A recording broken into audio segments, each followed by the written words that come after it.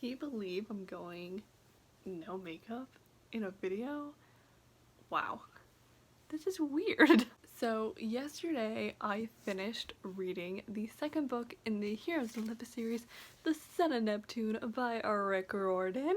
If you didn't know already, I'm rereading all the Heroes of Olympus books this summer, and I finished this one, like I said, and I really enjoyed this one. It was so much fun, and I just loved being back with my boy Percy because he means the world to me. So if you have not read The Son of Neptune yet and you don't want to be spoiled, please leave right now because I can't really say anything without spoiling. So just go read this book, okay, because it's so good. And then come back and we can discuss it together. So bye, not spoiling people. Alrighty, so The Son of Neptune. I don't know where to begin with this book. I really didn't remember anything about this book, and I said that about The Lost Hero, but with this one, I seriously did not remember anything. Every time a new chapter started, I would be reading and I'd be like, oh yeah, that did happen. Everything felt so new to me. Something that really surprised me about this book was how bored I was with the beginning. The first 150 pages or so took me a really long time to read because I was just so freaking bored. I didn't like being at Camp Jupiter, and don't get me wrong, I love Camp Jupiter, but just in this book, just learning about it and learning about the Romans and everything, I was like, I don't care, let's just get on to the quest. So the beginning was a little slow for me, but once the quest started and they went to visit Iris, the rainbow goddess, and they went to Seattle with the Amazons and Phineas and everything, that's when things started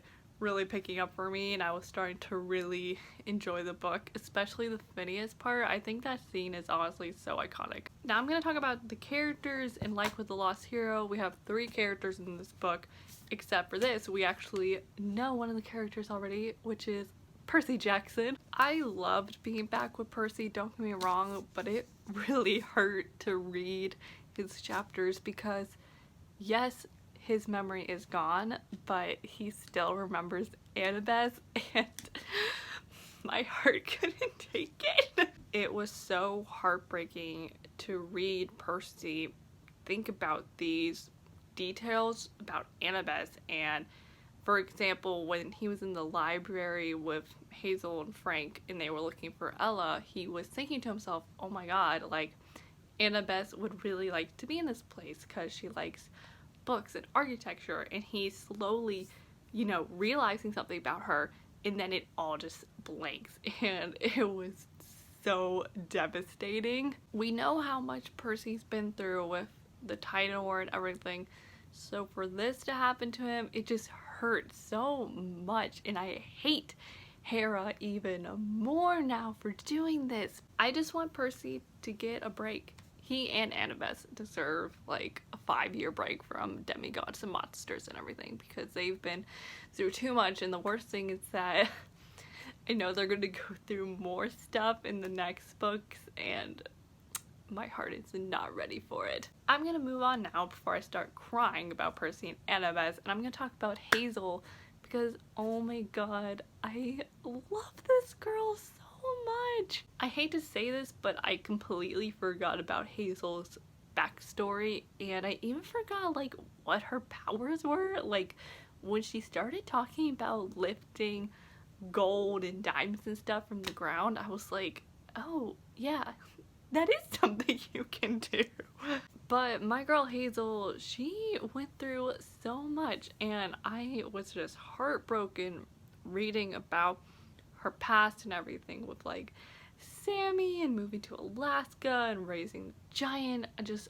I wanted to give her a hug so bad. But I'm so proud of her, and I'm so glad that she's still alive because I also kind of forgot that she came back from the dead. I hate that I forgot all these things about her, but Hazel is just so underrated, with Frank. Speaking of Frank, I would die for Frank Zhang. He is the most precious human being in the world. I love him so much, and I was so happy when he really starts to find himself in the end because for so much in this book, he doesn't know who he is. Like, he doesn't even know who his godly parent is, and then he finds out and he's like, well, I don't want to be this. I don't want to be a kid of Mars.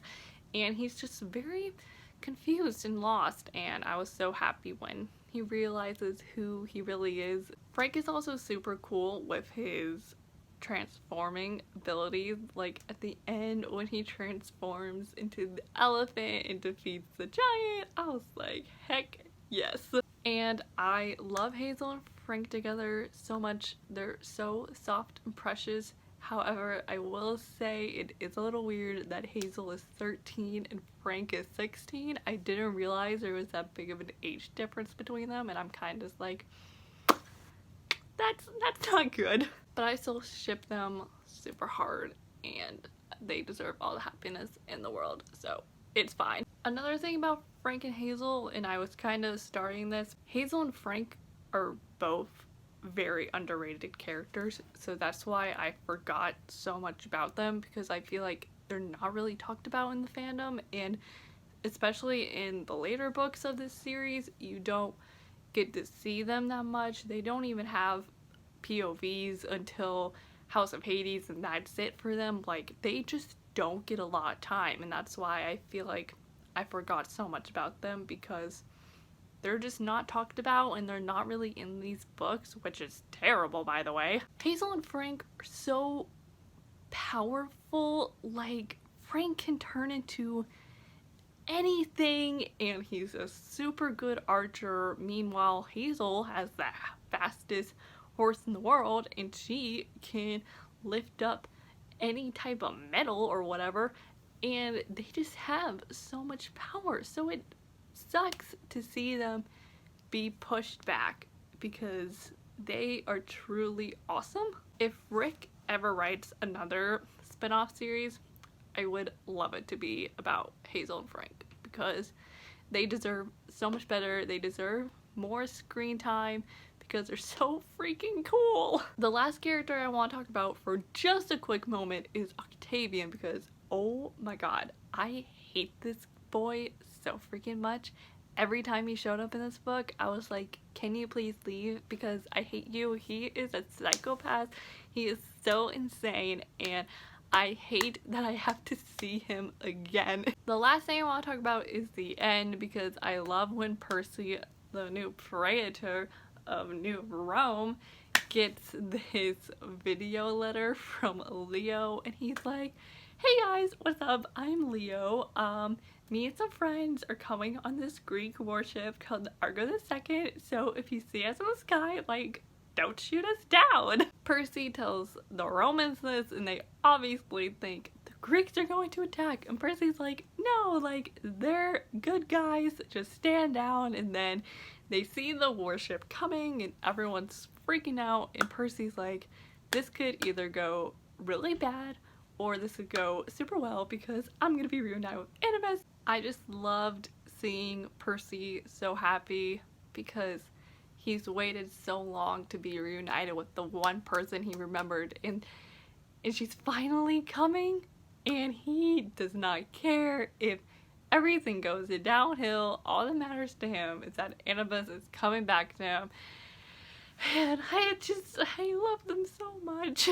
But I think that's all I have to say for the show Neptune. Overall, I had so much fun rereading this book. It was filled with laughter and pain, but I enjoyed it all, and I am so excited and extremely nervous to read The Mark of Athena. Please let me know in the comments down below, what did you think of the Sun Neptune, and we can fangirl about Perseus together. And I hope you all enjoyed this video, and I am Courtney, and I'll see you all next time with a new video up soon, so I will see you then. So bye!